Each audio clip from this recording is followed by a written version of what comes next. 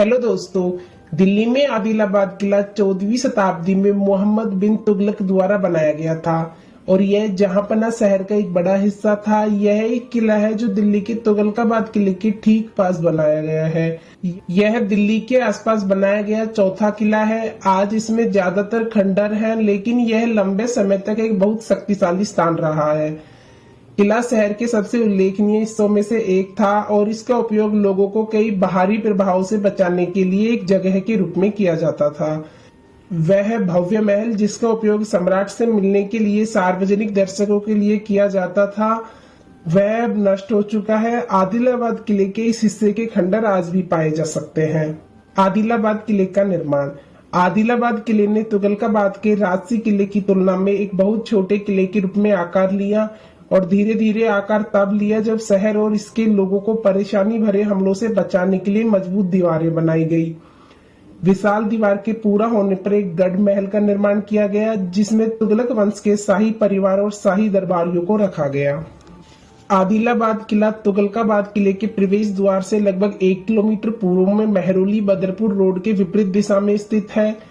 इस किले को गियासुद्दीन तुगलक के मकबरे और तुगलकाबाद किले के साथ मिलाने से दिल्ली के इस विरासत क्षेत्र की खोज का एक शानदार दिन बन जाता है।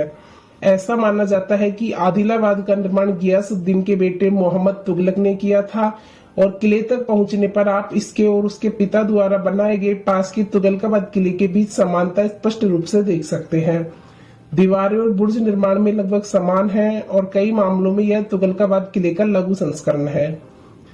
हालांकि अंदर जाने पर कुछ ध्यान देने योग्य अंतर दिखाई देते हैं। दक्षिण पूर्व में 2 गढ़ों के बीच और दक्षिण पश्चिम में एक बर्बरी के साथ अंदर यह एक बेली द्वारा अलग किया गया है। एक गढ़ है जिसमें दीवारों, गढ़ और द्वार शामिल हैं, जिसके भीतर महल है। किले को मुहम्मदाबाद के नाम से भी जाना जाता था, लेकिन बाद के दिन के विकास के रूप में इसका अनुमान लगाया गया था। आदिलाबाद किले के दक्षिण पूर्व और दक्षिण पश्चिम में 2 द्वार निचले स्तर पर कक्ष थे, जबकि पूर्व और पश्चिम के द्वार में ऊपरी मंजिल पर अनाज के डिब्बे और आंगन थे।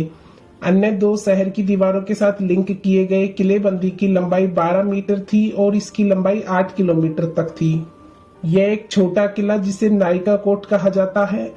आदिलाबाद से लगभग 700 मीटर की दूरी पर गढ़ और सेना के शिविरों के साथ बनाया गया था, जो अब केवल खंडरों में देखा जाता है। आदिलाबाद किले की वास्तुकला। आदिलाबाद किले में दीवारों की एक बड़ी श्रृंखला है जो इसे अन्य स्थानों से अलग करती है।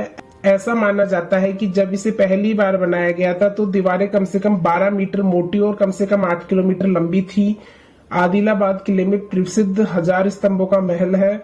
आदिलाबाद किले के बारे में एक बड़ी विशेषता यह है कि ये दीवारें सबसे प्रमुख सामग्रियां हैं जो अभी भी क्षेत्र में ध्यान देने योग्य है। आदिलाबाद किले की एक प्रमुख विशेषता उसकी धारा समर्थन प्रणाली है। एक बड़ी इमारत का उपयोग पोर्टलों की एक श्रृंखला के साथ किया गया था जो शहर में प्रवाहित होने के लिए पास की धारा से पानी प्राप्त करती थी। इसका उपयोग किले और शहर के अन्य हिस्सों को पानी उपलब्ध कराने में मदद के लिए किया जाता था।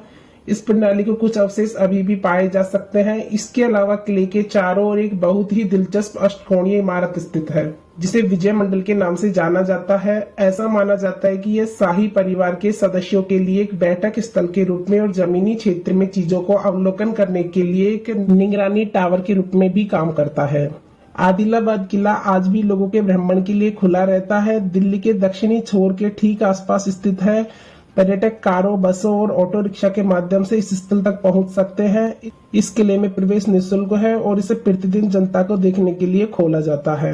तो दोस्तों, यह था आदिलाबाद किले दिल्ली से जुड़ा संपूर्ण इतिहास। आपको वीडियो कैसी लगी हमें कमेंट करके बताओ और वीडियो पसंद आए तो लाइक शेयर सब्सक्राइब करें।